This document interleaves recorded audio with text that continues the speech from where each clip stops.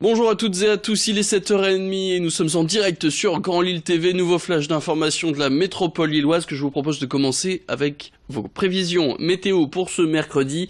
De la pluie sur le nord et sur le Pas-de-Calais au programme, attendu donc toute la matinée et encore cet après-midi. Le crachin va se transformer en averse au fur et à mesure de la journée. Pas ou peu de chance de voir le soleil aujourd'hui, donc attention aussi au coup de vent sur le littoral dans l'après-midi. Alors au niveau des températures, au meilleur de la journée, on attend 9 degrés au Touquet, 10 à Calais, Dunkerque, Saint-Omer et Lille et 11 degrés à Boulogne-sur-Mer. Pour des prévisions plus complètes, eh bien vous les retrouvez tout à l'heure après ce flash. Dans l'actualité, samedi, c'est l'organisation de la grande consultation pour les rythmes scolaires à Lille. Les parents d'élèves vont donc devoir inscrire sur bulletin s'ils préfèrent que les parents leur enfant en ont tellement ras-le-bol du samedi matin. Il y a tellement d'insatisfaction qu'ils sont très tentés par les 4 jours. Si vraiment on voulait leur donner envie de voter pour le mercredi matin, il faudrait qu'ils sachent exactement à quoi ressemblera la semaine des enfants. C'est-à-dire à quelle heure on terminera l'école le mercredi midi. Martine Aubry semble dire OK pour garder les enfants jusqu'à midi 15, mais ça n'a pas été suffisamment communiqué. Or c'est un vrai argument. Ensuite, l'école qui terminerait encore à 16h15, au lieu de faire des vrais après-midi vraiment allégés, ce qui existe dans d'autres villes de France, ça aussi, ça aurait pu être un argument en faveur du mercredi matin. Donc notre sentiment, c'est que les parents n'ont pas eu suffisamment d'informations sur l'emploi du temps à la journée. Voilà, au niveau des informations complémentaires sur cette grande consultation, eh bien, il va y avoir donc un bulletin. Les parents vont devoir choisir s'ils préfèrent que leur enfant soit scolarisé l'année prochaine 4 jours par semaine ou 4 jours et demi. Et les parents qui auront choisi la deuxième option pourront se prononcer sur la préférence de la 5e matinée, à savoir le samedi ou le mercredi. Alors cette consultation, c'est un soulagement pour les parents qui essayent de se faire entendre depuis 2013 et le début de cette question sensible, à l'image donc de l'association des parents lillois que vous venez d'entendre. Les membres de cette association n'ont pas forcément le même avis sur la question, mais ils pensent savoir que le samedi est mort, le rythme qui a été imposé depuis ne dégoûte les parents d'une semaine à 4 jours et demi selon leurs mots.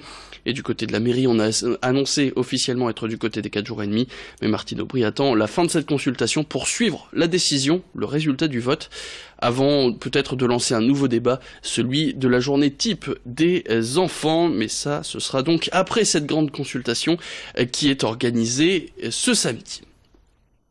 Dans l'actualité, on continue de parler aussi d'Ascométal, cette usine de sidérurgie située à Lefrancouc, près de Dunkerque.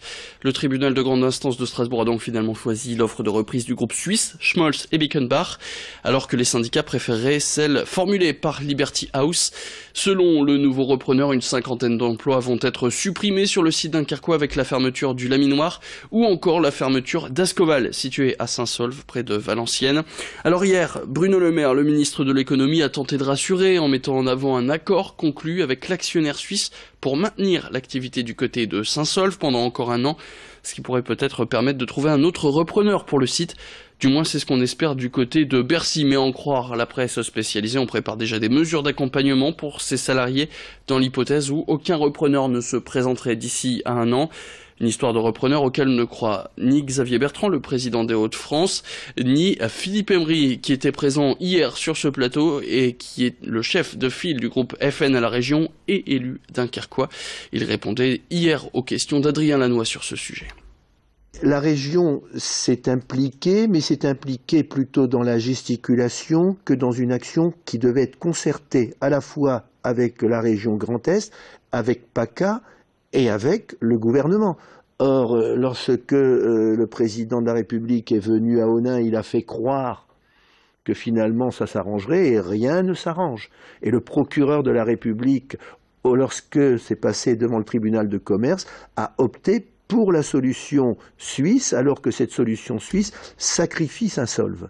Donc, et d'ailleurs, M. Bertrand nous dit, j'ai été berné par M. Macron. Sans transition, hier c'était la cérémonie des vœux des élus de l'association des maires du Nord.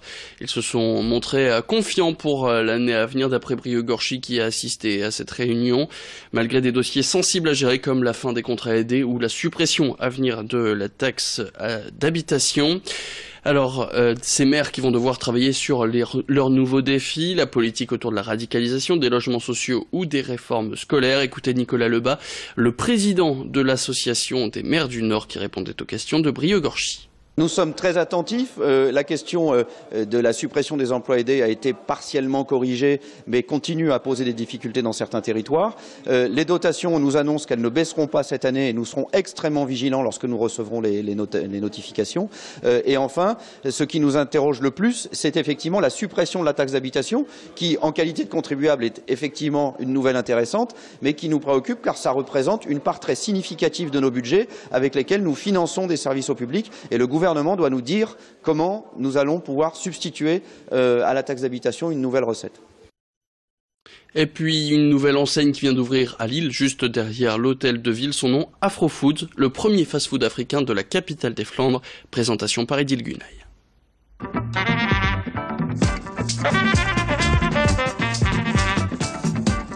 De la cuisine traditionnelle africaine servie en quelques minutes, c'est l'idée de l'Almas Camara, à l'initiative du tout premier fast-food africain à Lille. Ici, la clientèle pressée trouve les principales spécialités de l'Afrique de l'Ouest. Le yassa, les pastels, les typiques bananes plantains, sans oublier l'incontournable mafé. Le mafé, c'est une sauce faite à base de beurre de cacahuète, plus du bœuf. La deuxième sauce, c'est le tchèb. C'est un plat qui vient du Sénégal. C'est du riz qui cuit dans la sauce, en fait, avec des légumes, de la carotte, du chou, de l'aubergine et des courgettes. On a les boissons aussi qu'on fait maison. Le bissap, qui est fait à base de fleurs d'hibiscus, avec un tout petit peu de sucre, et le jus de gingembre. Les desserts aussi sont faits maison, qu'on appelle chez nous du hamza. C'est fait à base de perles de pâte, de la crème fraîche et du fromage blanc. Un fast-food, oui, mais des spécialités qui ont mijoté pendant plusieurs heures, comme à la maison, avec les épices et le piment cuisinés séparément pour préserver les palais les moins expérimentés. Et pour la préparation des plats, l'Almas Camara a décidé de travailler en famille.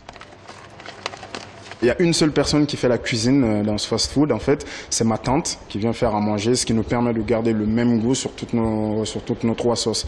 Il y a une seule cuisine, une seule cuisinière qui garde le même goût, qui garde la même saveur sur tous nos plats et qui vont aller dans tous les prochains restaurants quand ça arrivera. Du coup, ce côté familial, c'est ma tante qui reste là, qui travaille avec moi. Et puis voilà, on reste en famille, on reste entre amis. Surtout, ce qui compte, c'est que voilà, on fait quelque chose que les gens aiment et puis bon, nous, on s'amuse ensemble aussi.